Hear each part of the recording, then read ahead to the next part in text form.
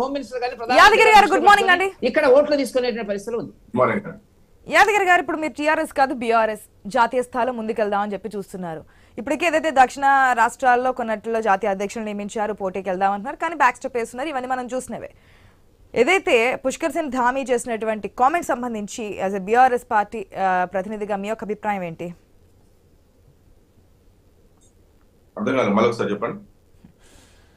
మీరు ఇప్పుడు జాతీయ స్థాయిలో కూడా ముందుకెళ్తామని చెప్తున్నారు. ఈసారి పార్లమెంట్ ఎలక్షన్స్ లో గెలిస్తే గనక మేము కేంద్రంలో చక్రం తిప్పుతాము, మా యొక్క ఏదైతే పవర్ ఉంటుందో ఇక్కడ ఎంపీ స్థానాలు గెలుస్తామో ఆ యొక్క ఎంపీ స్థానాలతోనే అక్కడ గెలుస్తారు, సో మాకు ఇక్కడ మంత్రి పదవి కూడా వస్తుందని చెప్పి నామా నాగేశ్వర ఉద్దేశం చెప్తూ ఉన్నారు. అదేవిధంగా మిగిలిన రాష్ట్రాల్లో కూడా ముందుకు వెళ్ళడానికి ప్రయత్నం చేస్తోంది బీఆర్ఎస్.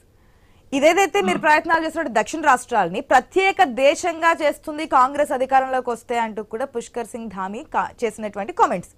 మీరేమనుకుంటున్నారు ఈ ప్రత్యేక దేశానికి సంబంధించి, ఆ కామెంట్ సంబంధించి? ముందుగా మీకు ప్యానెల్ లో ఉన్న పెద్దలందరికీ ఐ న్యూస్ ప్రేక్షకులకు నమస్కారం.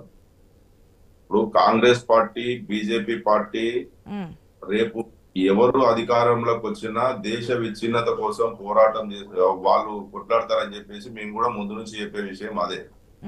వాళ్ళకి నిజంగా చెప్పాలంటే ఎన్డీఏ కూటమికి 200 సీట్లు రావని చెప్పి సర్వేలు చెప్తున్నాయి.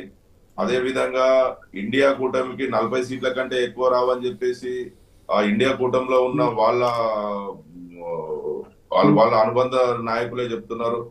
కాబట్టి రేపు వాళ్ళు ఇండియా కూటమి వచ్చినా ఎన్డీఏ కూటమి వచ్చినా వీళ్ళు ఈ రకంగా మతం కోసం విభజన కోసం వీళ్ళు కొట్లాడతారని చెప్పి వాళ్ళే కొట్లాడుకుంటారు. కానీ మేము మా నాయకుడు కేసీఆర్ గారు చెప్పే విషయం ఏంటంటే రేపు దేశ సమగ్రత కోసం అయినా సరే, తెలంగాణ రాష్ట్ర హక్కుల కోసం అయినా సరే, ఈ సంకీర్ణ రేపు ఈ 2 కూటములను కాదని మనకు బీఆర్ఎస్ పార్టీకి తెలంగాణ రాష్ట్రంలో కనీసం 14 సీట్లు వచ్చే అవకాశం ఉన్నది. 14 సీట్లు తెలంగాణ ప్రజలు మనకు అప్పచెప్పితే సంకీర్ణ ప్రభుత్వంలో కీలకంగా మనం ఉంటాము.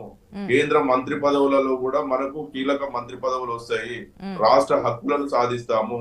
బీజేపీ చేసే కుట్రలపై పోరాటం చేస్తాము. కాంగ్రెస్ చేసే దాని కోసం పోరాటం చేస్తాము.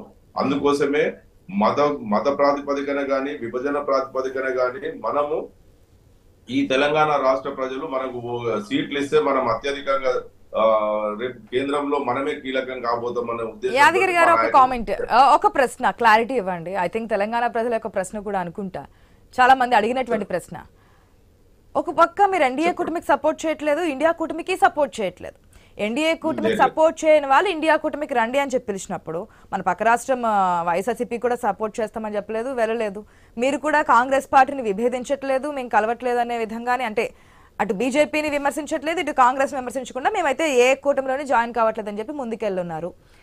2 కూటములు కాకుండా మీ యొక్క ఆధిపత్యం లేదంటే మీ యొక్క పవర్ ఏదైతే ఉందో అది మేము చూపించుకుంటాము, మాకు మంత్రి పదవులు వస్తాయంటే సెపరేట్ గా ఏదైనా కూటమి ఫ్రంట్ రాబోతుందా? అప్పట్లో మనం చూసాం ఫ్రంట్ ఏర్పాటు చేయబోతున్నారు ఇదేదని చెప్పి అనేక రాష్ట్రాలకు వెళ్ళడం, మాట్లాడడము, కొంతమంది ముఖ్యమంత్రులతో మాట్లాడడం, మాజీ ముఖ్యమంత్రులతో మాట్లాడి ఇవన్నీ చూస్తున్నాం. కానీ after Telangana elections, assembly elections తర్వాత సీన్ మొత్తం మారిపోయింది, మీరు చూస్తున్నారు. ఎట్లా ఏ విధంగా వేరొక ఫ్రంట్ గానీ లేదంటే వేరొక కూటమి గానీ ఈ 2 కూటమిల్లో కలవని పార్టీలు ఏమన్నా బీఆర్ఎస్ తో టచ్ లో ఉన్నాయా? అది